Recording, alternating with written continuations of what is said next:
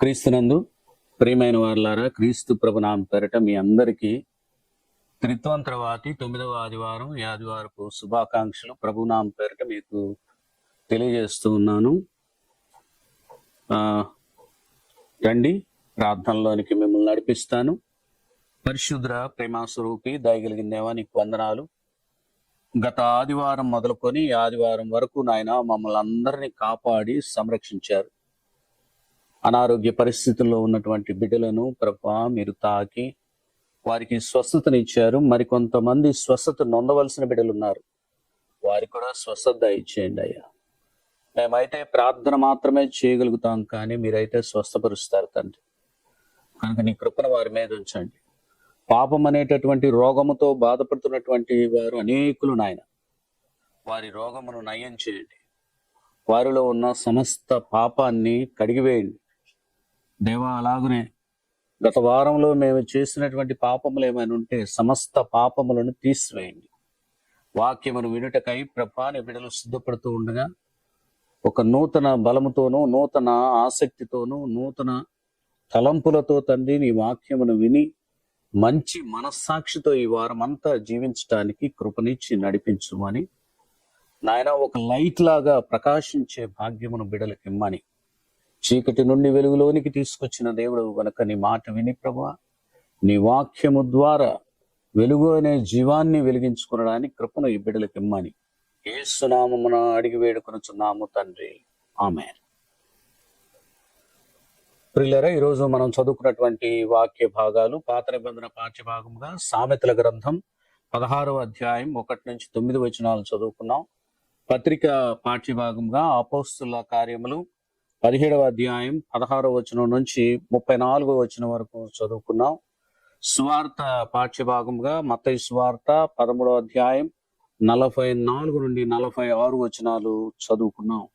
ఈరోజు మనం చదువుకున్నటువంటి 3 వాక్య భాగాలలో ఒక అంశం మనకు కనపడుతుంది. టాపిక్ ప్రిపరేషన్, సిద్ధపాటు అనే అంశం మనకు చాలా స్పష్టంగా కనపడుతూ ఉంది. ఆ వాక్య భాగంలోనికి వెళ్ళి చూద్దాం రండి. మూలవాక్యంగా సామెతల గ్రంథం 16వ అధ్యాయం 1వ వచనం చదువుకుందాం. హృదయాలోచనలు మనుష్యుని వశము, చక్కని ప్రత్యుత్తరం ఇచ్చుటకు యెహోవా వలన కలుగును. మూలవాక్యంలో ఎంత చక్కని మాట చెప్పాడో చూడండి. హృదయాలోచనలు మనుషుని వశము, చక్కని ప్రత్యుత్తరం దేవుని వలన కలుగుతుంది. ఈ గుండెను అలాగే మెదడును ఎవరు సృజించారు? మన సర్వ శరీరాన్ని ఎవరు సృజించారు? మన యొక్క శరీరంలో ఉన్నటువంటి ఆత్మను, శరీరంలో ఉన్నటువంటి ప్రాణమును ఎవరు పెట్టారు అనే దాని గురించి కొన్ని వారాలు మనం విన్నాం ప్రియులారా. ఈ వారం కూడా మనం వినబోతున్నాం. ఆకాశమును భూమిని సృజించిన గొప్ప దేవుడు ఆయన. ఆ దేవుడే నేల మట్టితో మనల్ని చేసి మన అవయవాలు, శరీరంలో ఉండవలసినటువంటి అవయవాలన్నీ పెట్టాడు ఆయన. దానిలో ముఖ్యమైనటువంటి అవయవాలు గుండె, మెదడు. వీటి రెండిటిని ఆయనే కలుగు చేశాడు. ఇది మనం నమ్మి తీరాల్సిందే. గుండె లేక హృదయం మన శరీరానికి రక్తాన్ని పంపిణీ చేసేటటువంటి ముఖ్యమైనటువంటి అవయవం ఇది. ఒక ప్రత్యేకమైన కండరాలు నిరంతరంగా పనిచేసి మనిషిని బ్రతికిస్తున్నాయి. ఈ సత్యాన్ని గుర్తించు. ఇది ఛాతీ మధ్యలో కొంచెం ఎడమ వైపు తిరిగి ఉంటుంది. ఆ కండరాలు గుండె కండరాలు దేవుడు ఏర్పాటు చేశాడు. ఆ హృదయంలో, ఆ బ్రెయిన్లో, ఆ మనస్సులో దేవుడు ప్రేమ, జాలి, ఆత్మీయానుసారమైన విషయాలు, రహస్యమైనటువంటి విషయాలు, దుఃఖ సంబంధమైనటువంటి విషయాలు, సంతోష సంబంధమైనటువంటి విషయాలు, తత్వం, వేదం, ఉద్దేశం సమస్తం కూడా అందులోనే ఉంచాడు. అవయవాలు ఎప్పుడు పనిచేస్తూనే ఉంటాయి. ఈ అవయవాలన్నిటిలో ముఖ్యమైనది ఏది అని అంటే మెదడు, గుండె.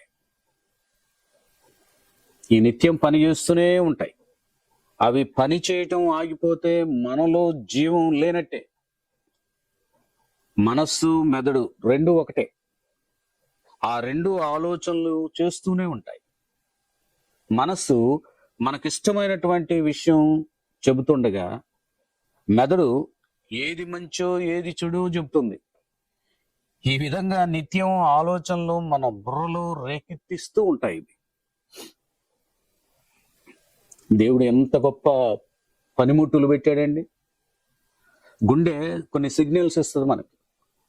జబ్బులను గురించి ముందే గుర్తించేటట్లుగా చేస్తుంది. అది ఛాతి నొప్పి రూపంలోనే కాదు కానీ రకరకాలుగా తన ఘోషను వెలుగుచ్చుతుంది మనకి. అప్పుడు మనం అర్థం చేసుకోవాలి. ముఖ్యంగా ఇతరత్ర వ్యాధులు వాటి బారిన పడకుండా వాటి లక్షణాలు మనకు తెలియచేస్తూ జాగ్రత్త అని మనల్ని గుర్తించేటట్లుగా హెచ్చరిస్తుంది. గుండె చేసేటటువంటి పని, ఆ పని దేవుడు ఎంత చక్కగా ఈ అవయవాలు పెట్టాడండి. అవి గుర్తు చేస్తూ ఉంటాయి.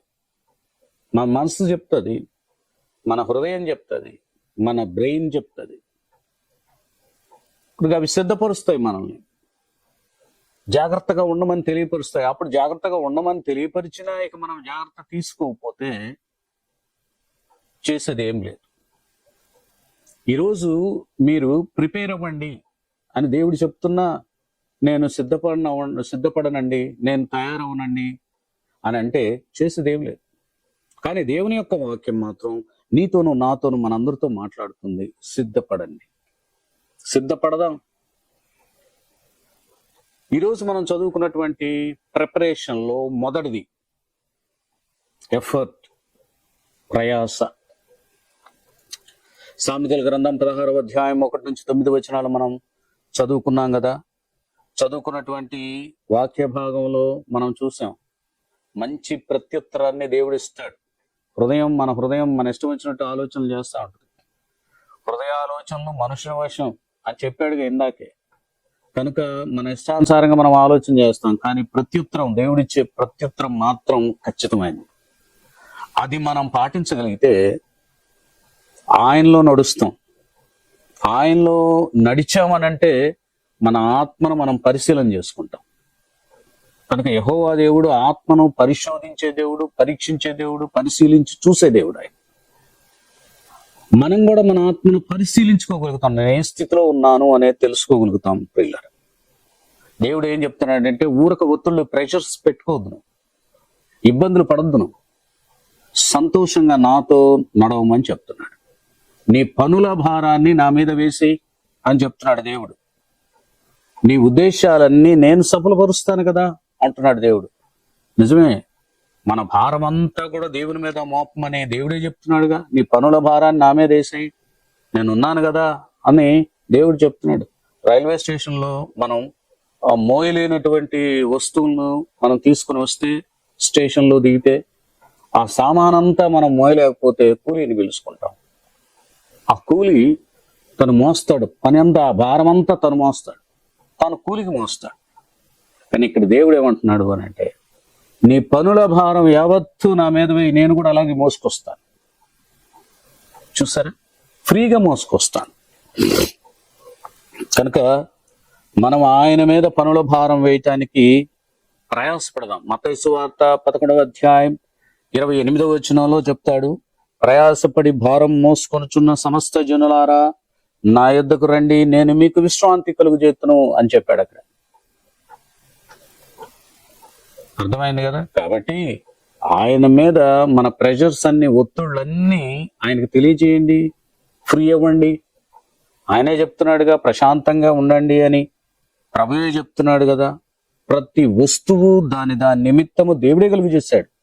నాశన దినమునకు ఆయన భక్తిహీనులను కూడా కలుగు చేశాడు. మీరు 2 విషయాలు జ్ఞాపకం చేసుకోవాలి. ఒకటి, జీవం కలిగే పరిస్థితి. 2, నాశనం కలిగే పరిస్థితి. జీవం ఎవరికి కలుగుతుందంటే దేవుని మాట విని దేవుని యొక్క మాట ప్రకారం నడిచేవాడికి జీవం కలుగుతుంది. అపవాది మాట విని అపవాదితో నడిచేవాడికి నాశనం కలుగుతుంది. అందుకని ఇక్కడ మనం గుర్తుంచుకోవాల్సిన రెండు విషయాలు మరలా నేను చెప్తున్నాను. మంచి చెడు. దేవుడు అంటే ఎవరండి? మంచే దేవుడు. చెడు అంటే అపవాది. దేవునికి వ్యతిరేకమైంది అపవాది. ప్రపంచంలో ఉన్న ఈ రెండే, మంచి చెడు, ఇది తప్ప ఇంకేమి లేవు. మంచిలో దేవుడు ఉన్నాడు, చెడులో అపవాది ఉన్నాడు. నువ్వు మంచిలో గనక నువ్వు నడవగలిగితే జీవం పొందుతావు. నువ్వు చెడులోనే నడుస్తాను అని అనుకుంటే నశించిపోతావు. ఆత్మని జీవంలోనికి నడిపిస్తావో లేకపోతే నాశనంలోనికి నడిపిస్తావా అనేది నీకే వదిలేసాడు దేవుడు. మరి నీ ఇష్టం, నువ్వేం చేయాలనుకుంటే నీ ఇష్టం. భక్తిహీనుడిగా ఉండి నాశనం అయిపోతావా? అలాగే గర్వ హృదయం కలిగి దేవుని యొక్క శిక్షణ అందుతావా? ఎందుకంటే గర్వ హృదయులందరూ యెహోవాకు హేయులు అని వ్రాయబడింది. నిశ్చయముగా వారు శిక్షణ పొందుతారు అని కూడా చెప్పబడింది. కాబట్టి శిక్ష పొందటానికి వెళ్తావా, రక్షణ పొందటానికి వస్తావా? దేవుడు నిన్ను రక్షించడానికి వచ్చాడు, నేను శిక్షించడానికి రాలా. శిక్ష అనేది నువ్వు తెచ్చుకుంటున్నావు. కానీ దేవుడు నిన్ను బ్రతిమలాడుతున్నాడు. శిక్షించబడవద్దయా, నువ్వు రక్షించబడాలని బ్రతిమలాడుతున్నాడు. కానీ మనం వింటలేదు కదా ఆయన మాట. కృప సత్యము వలన దోషమునకు ప్రాయశ్చిత్తము కలుగును, యెహోవా యందు భయభక్తులు కలిగి ఉండటం వలన మనుష్యులు చెడుతనము నుండి తొలగిపోదురు అని చెప్పబడింది కదా. కృపను సత్యమును నువ్వు విడిచిపెట్టకుండా ఉంటే నీ దోషాలన్నీ పరిహరించబడతాయి. నువ్వు దోషివే, నేను దోషినే, మన దోషాలన్నీ పరిహరించబడతాయి. అప్పుడు మనం యెహోవా యందు భయభక్తులు కలిగి జీవిస్తాం. కాబట్టి మనలో ఉన్నటువంటి చెడుతనం యావత్తు ఆయనే తీసేస్తాడు, కడిగేస్తాడు. కడిగేయించుకున్నారండి, దేవుడు కడుగుతాన్నాయా నీ చెడుతనాన్ని? నేను కడిగేస్తాను, నీకు స్నానం నేను చేయిస్తాను అని, నీ ఆత్మను నేను స్నానం చేయిస్తాను, లేక ఉతుకుతాను, నీ ఆత్మను శుభ్రం చేస్తానని దేవుడు అంటుంటే ఎందుకు మనం దూరంగా వెళ్ళిపోతాం? వెళ్ళిపోయి నాశనాన్ని ఎందుకు కొని తెచ్చుకుంటాం? ఇది యాక్సిడెంటల్ ప్లేస్ అని చెప్పాం. మనం కాదు అన్నాం అనుకో, ఎట్లా? ఈ ఎడ్జి దాటితే లోయ అని చెప్పాం అనుకో, లోయ అయినప్పటికీ నువ్వు దూకేస్తానంటే పడిపోతావు. దేవుడు చెప్తున్నాడు చెడుతనమును తొలగించుకోమని దేవుడు చెప్తున్నాడు. విననంటే నీ ఇష్టం. లోయ నువ్వు ఇదిగో ఇంకొక అడిగేస్తే లోయలో పడతావన్నా విననంటే దానికి ఏమి చేయరు. ఒకని ప్రవర్తన యెహోవాకు ప్రీతికరమగినప్పుడు ఆయన వాని శత్రువుని సహా వానికి మిత్రునిగా చేయను అని చెప్పాడు. శత్రువుని కూడా ఆయన మిత్రునిగా చేసేస్తాడు. ఎప్పుడు? నువ్వు ఆయనతో నడిచినప్పుడు, ఆయనతో నువ్వు కలిసి వెళుతున్నప్పుడు నీ శత్రువును కూడా మిత్రుడిగా చేసే బాధ్యత ఆయన.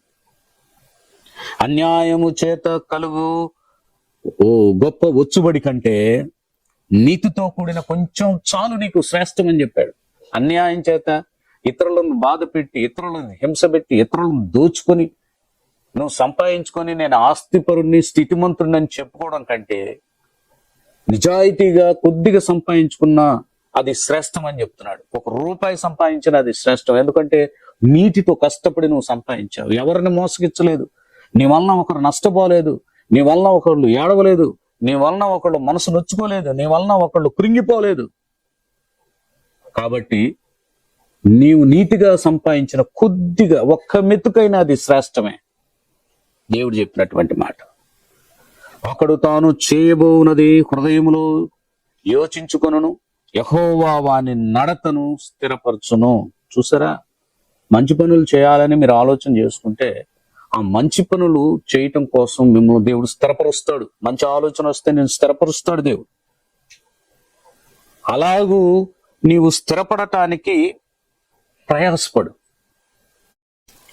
ఇక రెండవదిగా మనం చూస్తే సర్చ్ డిలిజెంట్లీ, శ్రద్ధతో వెతుకు అనే మాట మనకి చాలా స్పష్టంగా మత్తయి సువార్త 13వ అధ్యాయం 44 నుంచి 46 వచనాల్లో మనకు కనపడతా ఉంది. 44వ వచనంలో మనకు దాచబడినటువంటి ధనాన్ని గురించి చెప్పబడింది. 45, 46 వచనాల్లో మంచి ముత్యం దాని గురించి చెప్పబడింది. యేసుక్రీస్తు ప్రభు ఈ 2 ఉపమానాలు చెప్తారు. దాచబడినటువంటి ధనం ఏ మనుషుడైనా వెతుక్కుంటాడా లేదా? ఖచ్చితంగా వెతుక్కుంటాడు. మంచి ముత్యం కోసం ఒక వర్తకుడు అనేక చోట్లకు తిరుగుతాడా లేదా అంటే ఖచ్చితంగా వర్తకుడు అది దొరికేంత వరకు తిరుగుతాడు అని ఈ రెండు ఉపమానాలు యేసుక్రీస్తు ప్రభు చెప్పడం జరిగింది. ఇందులో 44వ వచనం నేను చదివి వినిపిస్తాను. పరలోక రాజ్యము పొలంలో దాచబడిన ధనమును పోలి ఉన్నది. ఒక మనుష్యుడు దానిని కనుగొని దాచిపెట్టి అది దొరికిన సంతోషంతో వెళ్లి తనకు కలిగినదంతయో అమ్మి ఆ పొలమును కొనును. చూసారా, దాచబడినటువంటి ధనము, ఆ ధనాన్ని పోలి ఉంది పరలోక రాజ్యం అని చెప్తున్నాడు. ఒక మనుష్యుడు దాన్ని కనుగొని దాచిపెట్టి సంతోషంగా వెళ్ళి దానికోసం ఆస్తంతటిని అమ్మి ఆ పొలాన్ని కొన్నాడంట. దేనికోసం? దాచిపెట్టుకున్నటువంటి ధనం కోసం పొలం మొత్తం కొన్నాడంట. ఈ ఉపమాన భావం అర్థమైందా? సర్వ భూమిని, ఈ భూమి మీద ఉన్నటువంటి సర్వ మానవాళిని రక్షించటం కోసం ఆయన ఒక ప్రజను ఎన్నుకున్నాడు. ఆ ప్రజే ఇజ్రాయేలు ప్రజ.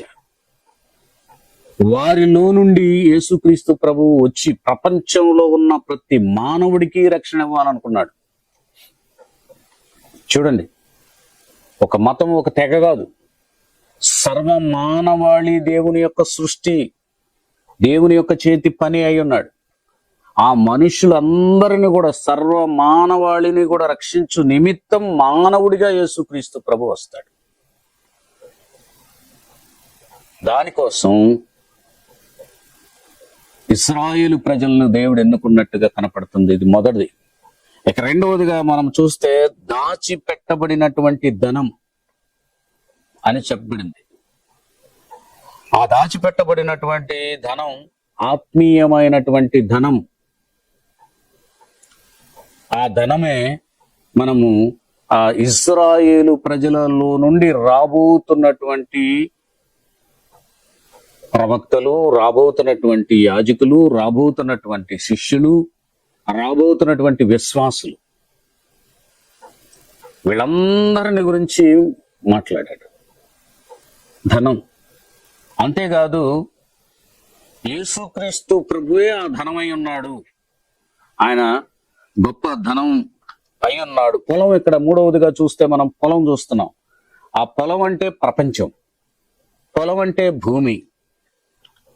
ఈ భూమి మీద ఉన్నటువంటి ప్రతి మనిషిని, తెగలేవు, ఆ తెగ ఈ తెగ ఈ తెగ, ఏ సంస్థ ఆ సంస్థ అనేది ఏది లేదు. ప్రతి మనిషిని, భూమి మీద ఎన్ని దేశాలు ఉన్నాయో, ఎన్ని దేశాలలో ఎంతమంది ప్రజలు ఉన్నారో, ఆ ప్రజలందరినీ కాపాడటం కోసం దేవుడే మానవుడిగా దిగొచ్చాడు. దేవుని యొక్క రాజ్యాన్ని స్థాపించటం కోసం ఆయనే దిగి వస్తాడు. చూడండి, కీర్తనలు 135వ సంకీర్తన 4వ వచనం మీరు చూస్తే, యెహోవా తన కొరకు యాకోబును ఏర్పరచుకొను, తనకు స్వకీయ ధనముగా ఇశ్రాయేలును ఏర్పాటు చేసుకునేను. స్వకీయ ధనంగా ఇశ్రాయేలును ఏర్పాటు చేసుకున్నాడంట. అట్లాగే 51వ సంకీర్తన 5వ వచనంలో అంటాడు, నేను పాపములో పుట్టినవాడును, పాపములోనే నా తల్లి నన్ను గర్భమున ధరించెను. తర్వాత రండి, ఎఫెసీయులకు రాసిన పత్రిక 2వ అధ్యాయం 1వ వచనంలో, మీ అపరాధముల చేతను పాపముల చేతను మీరు చచ్చిన వారై ఉండగా ఆయన మిమ్మును క్రీస్తుతో కూడా బ్రతికించెను. చూసారా, మత్తయి సువార్త 20వ అధ్యాయం 28వ వచనంలో, అలాగే మనుష్య కుమారుడు పరిచారము చేయించుకున్నటకు రాలేదు గాని పరిచారము చేయుటకును అనేకులకు ప్రతిగా విమోచన క్రయధనముగా తన ప్రాణమునిచ్చుటకు వచ్చునని చెప్పాను. చూడండి, మనుష్యుడు శరీరధారిగా ఆయన ఎందుకు వచ్చాడు? 4వది, దేవుడే శరీరధారి అయి వచ్చాడు. మత్తయి సువార్త 13వ అధ్యాయం 37వ వచనం మీరు చదివితే కనపడుతుంది. ఆయన మనుష్యుడిగా రావడం. తర్వాత 5వదిగా మనం చూస్తే కొనడం, పొలము కొనడం అని ఉంది. అంటే సంఘము దేవుందై ఉంది. ఈ ప్రపంచంలో దాచబడినటువంటి సంఘం, క్రీస్తు ప్రభువుని అంగీకరించినటువంటి విశ్వాసులు, క్రీస్తు ప్రభు యొక్క స్వరక్తంలో కడగబడినటువంటి విశ్వాసులందరినీ కూడా ఆయన ఏమో చేయబోతున్నాడంటే రక్షించబోతున్నాడు. తన స్వరక్తమిచ్చి ఏం చేయబోతున్నాడంటే సంఘాన్ని కాపాడుతున్నాడు. ప్రియులారా, ఆ సంఘంలో నువ్వు ఉన్నావా? దేవుడంటే మంచి అని చెప్పుకున్నాం. అలాగే చెడంటే సాతాను లేక అపవాది అని చెప్పుకున్నాం. మరి దేవుని యందు నువ్వు విశ్వాసం ఉంచడానికి ప్రయత్నం చేస్తావా లేదా? ఒకసారి ఆలోచన చేసుకోమని దేవుని యొక్క వాక్య భాగం సెలవిస్తా ఉంది. యోహాను సువార్త 1:12 చెప్తున్నాడు. కనుక అవన్నీ మీరు చదువుకుంటా ఉంటే, ప్రభువు మనల్ని రక్షించడం కొరకే వచ్చాడు, మన కోసం ఆయన రక్తాన్ని చిందించి మరి ఆయన మనల్ని అపవాది చేతుల నుంచి విడిపించాడు అనేటటువంటి విషయాన్ని ఇక్కడ గుర్తు చేసుకొచ్చాడు. నమ్మిన వాడికి విడుదల కలుగుద్ది. ఇక రెండవదిగా మనం చూస్తే మంచి ముత్యము అని చెప్పబడింది. అక్కడ మంచి ముత్యం చదువుదాం రండి. మరియు పరలోక రాజ్యము మంచి ముత్యమును కొనవెదుగుచున్న వర్తకుని పోలి ఉన్నది. అతడు అమూల్యమైన ఒక ముత్యమును కనుగొని పోయి తనకు కలిగినదంతయు అమ్మి దానిని కొనును. ఇందాక చదువుకున్నటువంటి వాక్య భాగంలో కూడా దాచబడినటువంటి ధనం దొరికింది. తనకున్న ఆస్తి అంతా అమ్మి ఆ పొలం కొన్నాడు. ఇప్పుడు ఈయనకు ముత్యం దొరికింది కనుక తనకున్న ఆస్తి మొత్తం అమ్మి ముత్యాన్ని కొంటున్నాడు. ఇందాక ఆస్తి మొత్తం అమ్ముకోవడం చూసాం, ఇప్పుడు కూడా ఆస్తిని అమ్ముకొని ముత్యాన్ని కొనటం మనం చూస్తా ఉన్నాం. ప్రియులారా, ముత్యం అనేది ఒక గుల్ల, 2 గవ్వల మధ్య ఉంటుంది, తెలుసు కదా. 2 భాగాలు, మనకు 2 భాగాలు కనపడతాయి. మనం ఎలా అర్థం చేసుకోవాలంటే, మోషే ధర్మశాస్త్రమును బట్టి ఆ రోజు అపవిత్రమైపోయినటువంటి మనం క్రీస్తు ప్రభు యొక్క త్యాగాన్ని బట్టి రక్షించబడ్డాం. అంటే మనకు 2 కనపడుతున్నాయి అక్కడ, పాత నిబంధన కృత నిబంధన 2 కనపడుతున్నాయి. ఈ 2 గవ్వలు అంటే చిప్ అంటాం కదా, ఆ చిప్పను పగలగొట్టిన తర్వాత ఏం జరుగుతుంటే లోపల అందమైనటువంటి ముత్యం. ఆ ముత్యమే విశ్వాసులు. అర్థమైందా? బుక్కు తెరవటం జరిగింది. పాపం చేయొద్దు అని ధర్మశాస్త్రం చెప్పింది. పాపం చేస్తే శిక్ష విధించబడుతుందని ధర్మశాస్త్రం చెప్పింది. పాపం చేసినటువంటి ప్రతి ఒక్కడు ఇక మీదట మీరు చేయొద్దని రక్షణ చూపించాడు యేసుక్రీస్తు ప్రభు. రక్షణలోనికి వచ్చావు కాబట్టి ఇక మీదట నువ్వు పాపం చేయక రక్షణతోనే బ్రతకమన్నాడు. ఈ రెండిటి మధ్య ఉన్నది ఎవరంటే ముత్యం. ఆ ముత్యమే విశ్వాసి. విశ్వాసి. మీరు రాళ్లను గురించి వినే ఉంటారు కదా. రాళ్ళు మనకి ప్రకటన గ్రంథంలో మనం చదువుకుంటాం. సూర్యకాంతపు రాయి, నీలము రాయి, యమునా రాయి, పచ్చరాయి, వైడూరపు రాయి, తర్వాత సువర్ణ రత్నపు రాయి, గోమేధికము, పుష్య భాగము, అలాగే సువర్ణ, సునీయము, పద్మరాగము, సుగంధము, ఇవన్నీ కూడా భూమిలో నుండి పుట్టినాయి.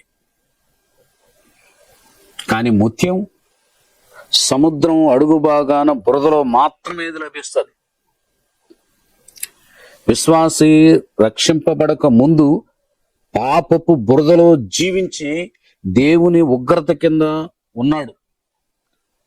ఎప్పుడైతే క్రీస్తు ప్రభువుని ధరించుకున్నాడు గనక అతను నీతిని ధరించుకొని విలువైన వాడిగా అయ్యాడు అని చెప్తున్నాడు. చూడండి, అది ముత్యం అంటే, అమూల్యమైన ముత్యం. చూసారా, ఈ గొప్ప విషయాన్ని యేసుక్రీస్తు ప్రభు ఉపమాన రీతిగా చెప్పాడు. ఆ ముత్యం ఎవరంటే విశ్వాసం. పాత నిబంధన కృత నిబంధన మధ్య ఉన్నటువంటి విశ్వాసం. నువ్వు అలాంటి స్థాయిని పొందుకొని ఉన్నావా లేదా ఒకసారి ఆలోచన చూసుకో. శ్రద్ధతో నువ్వు వెతికితే నువ్వు ఖచ్చితంగా రక్షణ పొందుకుంటావు. కనపడ. ఇక మూడవదిగా మనం చూస్తే అడ్వెంచర్, సాహసం. అపోస్తల కార్యముల గ్రంథం 17వ అధ్యాయం 16 నుంచి 34 వచనాలు మనం చదువుకున్నాం కదా. అపోస్తలులైనటువంటి పౌలు చేసినటువంటి సాహసం గురించి అక్కడ చెప్పబడింది. ప్రియులారా, పౌలు ఎథెన్స్ లో ఉన్న వారి కొరకు ఈ బోధ చేస్తాడు ఆయన. రండి 16వ వచనానికి మనం వెళితే, పౌలు ఎథెన్స్ లో వారి కొరకు కనిపెట్టుకుని ఉండగా ఆ పట్టణము విగ్రహములతో నిండి ఉండుట చూచినందున అతని ఆత్మ పరితాపము పట్టలేకపోయెను. పౌలు ఏథెన్స్ వాసుల్ని రక్షించాలని, రక్షణ మార్గంలోనికి నడిపించాలని అక్కడికి వెళ్ళినట్టుగా మనకు కనపడుతుంది. ఏథెన్స్ గురించి ఒకసారి చరిత్రను పరిశీలించి చూద్దామండి. గ్రీకు దేశానికి రాజధాని ఇది, మరియు పెద్ద నగరం ఇది. దీని చరిత్ర దాదాపు 3400 సంవత్సరాల పురాతనమైనటువంటి చరిత్ర కలిగినటువంటి పట్టణం ఇది. ప్రపంచంలోనే అతి పురాతనమైన నగరాల్లో ఇది ఒక నగరం. గ్రీకు దేవత ఎథీనా పేరు మీద ఈ నగరం ఏర్పడినట్లుగా చరిత్ర మనకు చెప్తా ఉంది. ఇంకా ఏథెన్స్ గురించి మనం వింటే, తెస్సలోనికకు దక్షిణాన దాదాపు 300 కిలోమీటర్ల దూరాన ఉన్నటువంటి నగరం ఇది. లోకంలోని అతి ప్రాముఖ్యత గల నగరాల్లో ఇది కూడా ఒకటి అని మనకు అర్థమవుతా ఉంది. ప్రజాప్రభుత్వం అనే రాజకీయ వ్యవస్థ మొట్టమొదట ఇక్కడ ఏర్పడింది అని కూడా చరిత్ర చెప్తోంది. ఇందులో లలిత కళలకు ప్రాధాన్యత ఉంది, ఆ భాషకు ప్రాధాన్యత ఉంది, అలాగే సాహిత్యానికి, విజ్ఞానానికి, తత్వ శాస్త్రాలకు నివాస స్థలంగా ఇది ఉన్నట్టుగా మనకు కనపడుతుంది. సోక్రటీస్, ప్లేటోల సొంత నగరం ఇది. అరిస్టాటిల్, ఎపికూరస్, జీను అక్కడ నివాసం ఏర్పరచుకొని జీవించినట్లుగా చరిత్ర చెప్తా ఉంది. పౌలు ఆ ప్రాంతానికి వెళ్ళినప్పుడు, ఏథెన్స్ పట్టణానికి వెళ్ళినప్పుడు రోమీలు దాన్ని పరిపాలిస్తున్నట్టుగా చరిత్ర మనకు చాలా స్పష్టంగా కనపడతా ఉంది. వైభవంతో కూడినటువంటి పట్టణం అని, కళలకు, విద్యా వికాసానికి కేంద్రంగా ఉన్నటువంటి పట్టణం అని కూడా, ప్రసిద్ధిగాంచినటువంటి పట్టణం అని కూడా మనకు ఇక్కడ తెలియపరచబడతా ఉంది. ఇంకా మనం చూస్తే అక్కడ అగోరా ప్రాచీన ఏథెన్స్ కు ఆయువు పట్టండి. ఏథెన్స్ లోని మేధావి వర్గంలో అలజడి చెలరేగటం, ఆ తర్వాత గ్రీకు యొక్క నగరంలో అఘోరాలు లేక సంత వీధిలో ఎప్పుడు కూడా క్రొత్త తలంపులు ప్రచురం అవటం అనేవి మనం చూస్తున్నాం. అపోస్తులైనటువంటి పౌలు ఏథెన్స్ లోని అఘోరాలో మొదటిసారి ప్రకటించటం మొదలుపెట్టినప్పుడు ఏథెన్స్ వాసులు అనుమానంతో కూడినటువంటి ప్రతిస్పందన చేసినట్టు మనకు కనపడుతుంది. ఆయన క్రొత్త బోధన చేస్తున్నాడు. యేసుక్రీస్తు ప్రభువుని గురించి, పునరుద్ధానాన్ని గురించి ఆయన మాట్లాడుతున్నాడు అని వాళ్ళందరూ చెప్పుకున్నట్టుగా మనకు కనపడుతుంది. నూతన భావాలతో ఈయన ఏదో చెప్తున్నాడు.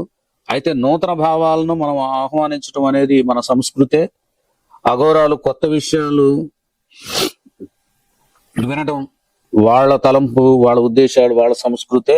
కనుక ఇక్కడ అఘోరాలు కానివ్వండి, ఏథెన్స్ వారు కానివ్వండి, వీళ్ళందరూ కూడా చక్కగా వింటున్నారు. అఘోరా అనే గ్రీకు పదానికి సమకూర్చడం, సమావేశపరచడం అనే భావాలు గల క్రియారూపం.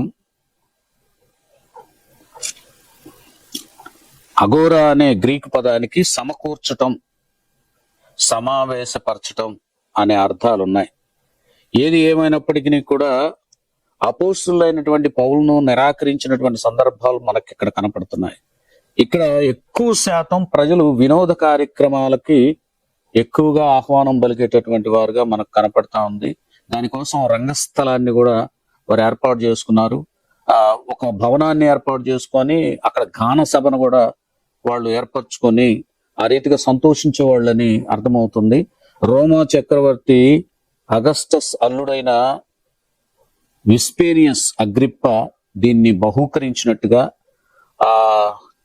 దీని ముందు చలవరాతితో వాళ్ళు ఏర్పాటు చేసినటువంటి ఆ కట్టడం లేకపోతే ఆ భూమి చాలా గొప్పదిగా మనకు కనపడతా ఉంది. దాదాపు 1000 మంది కూర్చోగలిగినటువంటి ఏర్పాటు అక్కడ చేసినట్టు మనకు కనపడుతుంది. ఇక్కడ ఒక పీఠం ఉంది. అలాగనే కొంతకాలానికి అక్కడ క్రయ విక్రయాలకు, వ్యాపారానికి ముఖ్య స్థలం అయిపోయింది.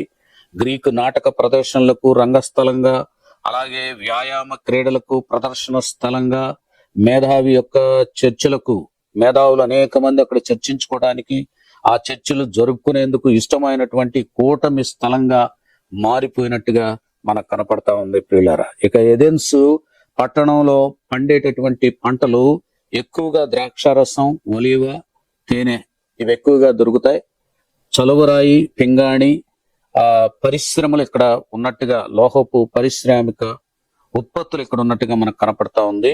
వీళ్ళు ఇవన్నీ కూడా ఎగుమతి చేసి వాళ్ళకు అవసరమైనటువంటి గోధుమల్ని దిగుమతి కూడా చేసుకునేవారని మనకు అర్థమవుతుంది.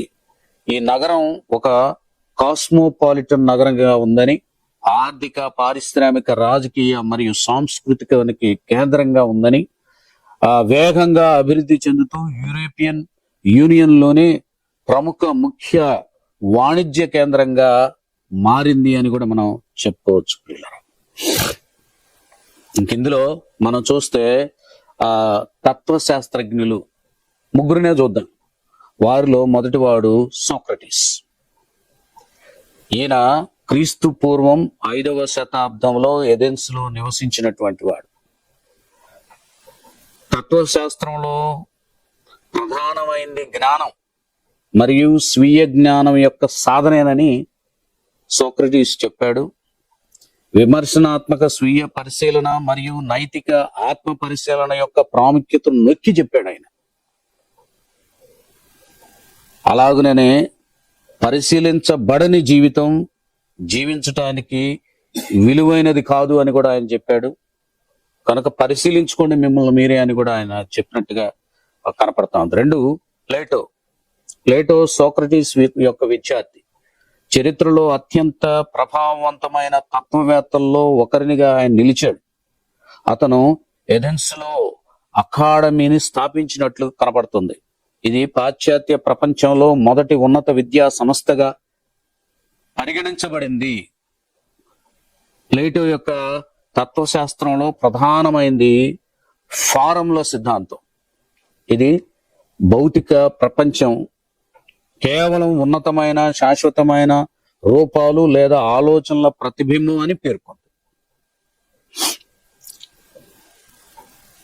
ఇంకా మనం చూస్తే డైలాగ్ రూపంలో కూర్చబడిన ప్లేటో యొక్క తాత్విక రచనలు మనం చూస్తే అక్కడ మనకు కనబడతాయి. నీతి, రాజకీయాలు, మెటాఫిజిక్స్ మరియు జ్ఞాన శాస్త్రంతో సహా అనేక రకాల అంశాలను అన్వేషిస్తాయి. ఇదండి ప్లేటో గురించి. ఇక 3వ వ్యక్తి అరిస్టాటిల్. ఏం సంగతి చూద్దాం. అరిస్టాటిల్ ప్లేటో యొక్క విద్యార్థి. తన గురువు యొక్క తాత్విక దృక్పథాల నుండి ముఖ్యమైన మార్గాల్లో విభేదించాడు. అతను తన సొంత పాఠశాల లైసియంను స్థాపించాడు మరియు అలెగ్జాండర్ ది గ్రేట్ కు బోధకుడిగా పనిచేశాడంటే ఈయన.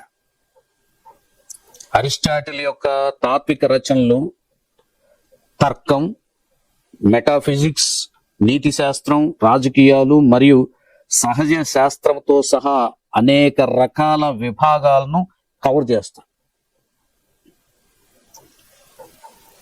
అనుభావిక పరిశీలన మరియు క్రమబద్ధమైనటువంటి విచారణపై అతని ప్రాధాన్యత శాస్త్రీయ పద్ధతికి పునాది వేసింది అని చెప్పొచ్చు. అరిస్టాటిల్ యొక్క తత్వశాస్త్రంలో ప్రధానమైనది సద్గుణ నీతి భావన. ఇది నైతిక మంచితనం అనేది అలవాటైన అభ్యాసం ద్వారా సద్గుణ లక్షణాలను పెంపొందించుకోవడాన్ని కలిగి ఉంటుందని చెప్పాడు.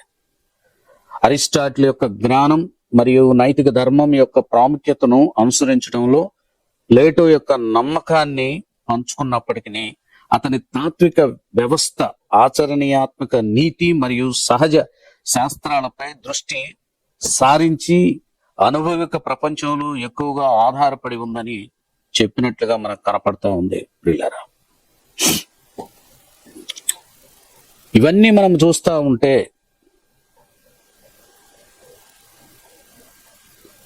ప్లేటోకి పుట్టినిల్లుగా, అరిస్టాటిల్ కి పుట్టినిల్లుగా మనకు ఈ ఎథెన్స్ పట్టణం కనపడతా ఉంది.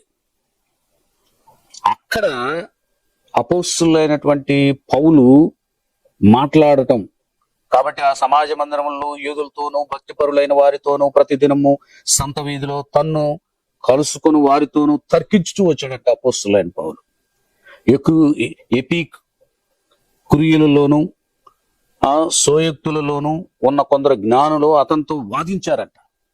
కొందరు ఈ వదరబోతు చెప్పున్నది ఏమిటని చెప్పుకున్నారట.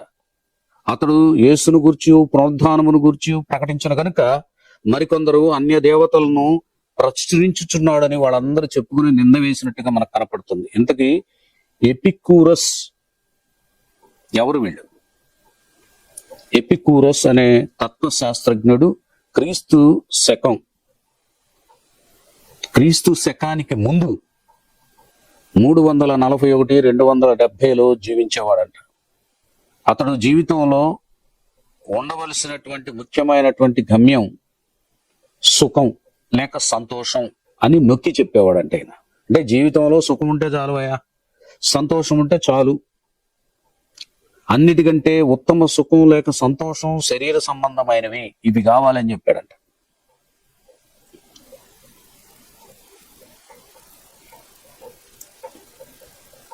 అన్నిటికంటే ఉత్తమ సుఖం లేక సంతోషం శరీర సంబంధమైనవి కాదు గాని మానసికమైనదని అతని ఉద్దేశం. అంటే బాధలు, మనోవేదనలు, నెమ్మది, ఆశలు, మరణం గురించినటువంటి చింతలు, భయాలు లేని ప్రశాంతమైన జీవితం, అలాంటి జీవితం కావాలి అన్నట్టుగా ఆయన చెప్పినట్టు మనకు కనపడతా ఉంది. సరే, ఇంకా మనం చూస్తే స్తోయికుల గురించి మనం మాట్లాడుకుంటే, వారి యొక్క తత్వ శాస్త్రాన్ని గురించి కూడా మనం మాట్లాడుకుంటే, ఈ తత్వశాస్త్రాన్ని స్థాపించినటువంటి వాడు జీనో. క్రీస్తు పూర్వం 340 నుండి 265 సంవత్సరాల్లో ఉన్నటువంటి వాడు. మనుషులు ప్రకృతికి అనుగుణంగా బ్రతకాలని, ప్రకృతిలో అన్నిటికంటే ఉత్తమమైనది బుద్ధి లేక ఏర్పాటు లేక క్రమము అని ఇతడు నేర్పించాడంట. విశ్వమే దైవం అని నేర్పించాడంట. దైవం ప్రపంచానికి ప్రాణమని ఊహించేవాడంట. మనిషి ఆలోచించగల సామర్థ్యాన్ని, హేతుబుద్ధిని నొక్కి చెబుతూ మనిషి తనకు తాను చాలిన వాడని నేర్పేవాడంట ఈయన. చూడండి, వీళ్ళిద్దరిని గురించి పౌలు మాట్లాడతాడు. పౌలు మాట్లాడి వీళ్ళందరూ ఏదైతేనేమి అందరూ చెప్పినటువంటి మాటలు నేను ఏకీభవిస్తున్నాను. ఇది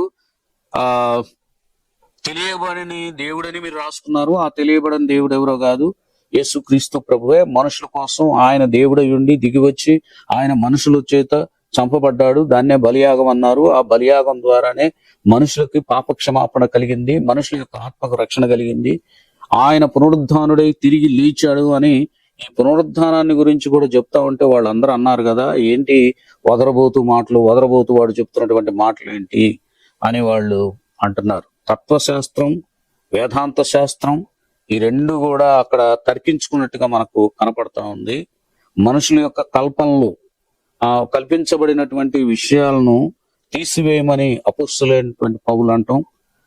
వెలుగులోనికి రమ్మని ఆయన పిలవడం మనం ఇక్కడ చూస్తాం ప్రియులారా. అయితే ఆయన పౌలు యొక్క మాటలు విన్నటువంటి వారు తక్కువ మంది.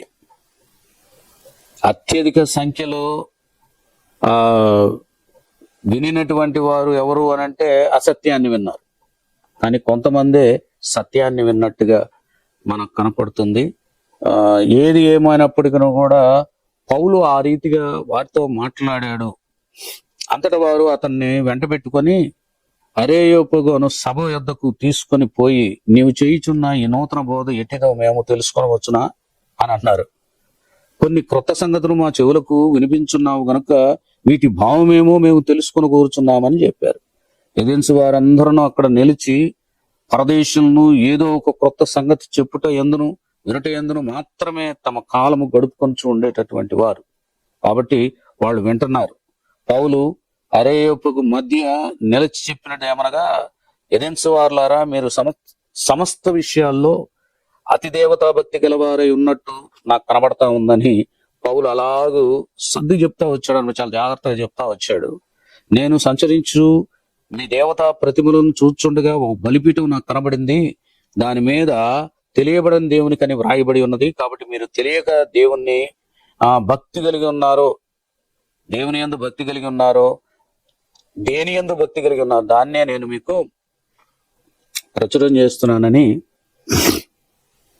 చెప్పగా, ఆయన మాటలు కొంతమంది విన్నారు, కొంతమంది వినలేదని మనకు అర్థం అవుతుంది. అలాగుండగా పౌలు వారి మధ్య నుండి వెళ్ళిపోయినట్టుగా కూడా మనకు కనపడుతుంది. అయితే పౌరును చాలా మంది అసహించుకున్నారంట. పునరుద్ధానం గురించి చెబుతున్నాడు, ఏంది అతను చెప్పేటటువంటి మాటలు అని పౌలు గురించి అసహించుకున్నట్టు కనపడుతుంది. ఆయన మరి తీర్పును గురించి కూడా మాట్లాడాడు, జాగ్రత్తయ్యా అని చెప్తే వాటిని గురించి కూడా వాళ్ళు సరిగా వినలేదని మనకు అర్థమవుతుంది. ఏది ఏమైనా విశ్వాసం ఉంచి ప్రభువును హత్తుకున్న వారు కొంతమంది ఉన్నారు. వారిలో అరియోపగీతుడైనటువంటి దియోనీసియు దమరి అను ఒక స్త్రీ వారిలో ఉన్నట్టుగా మనకు కనపడతా ఉంది. ప్రియులరా, ఏది ఏమైనా సాహసం చేసి ఏథెన్స్ పట్టణంలో క్రీస్తు ప్రభువుని గురించి ప్రకటన చేస్తే అనేకులు అక్కడ మారు మనసు పొంది క్రీస్తు ప్రభువుని ధరించుకొని రక్షణలోనికి వచ్చినట్టు కనపడతా ఉంది. కొంతమంది రాలేదు. మనం కూడా సాహసం చేయాలి కదా, దేవుని గురించి ప్రకటించి రక్షణ మార్గాన్ని చూపించాలి. దేవుడంటే రక్షణ, దేవుడంటే సత్యం, అంటే సత్యం, సత్యాన్ని గురించి మరి బోధించాలి. సత్యాన్ని గురించి ఆయన బోధించాడు, రక్షణ గురించి బోధించాడు, జీవం గురించి బోధించాడు. మనం కూడా ఆ రీతిగా ముందుకు నడుద్దాం పిల్లారా. ఎందుకనంటే ఈరోజు మనం చదువుకున్నటువంటి లేఖన భాగాల్లో ప్రిపరేషన్, సిద్ధపాటు ఉండాలి. ఎందుకు? ప్రభువు రానై ఉన్నాడు. ఆయన రాజ్యానికి హక్కుదారులు అవటానికి సిద్ధపడి ఉండాలి. సమయాన్ని పోనించుకోవద్దు, మంచి మనసు కలిగి ఉందాం, పాపాన్ని విడిచిపెడదాం. లోకంలో పాపాన్ని విడిచిపెట్టటమే జీవం. అటు జీవాన్ని ఆత్మలకు ఇచ్చుకుందాం. దేవుడు మీ అందరిని దీవించును గాక. ఆమేన్. సమస్త జ్ఞానమును మించిన దేవుని సమాధానం యేసుక్రీస్తు వలన మీ హృదయములకు మీ తలంపులకు కావలయును గాక.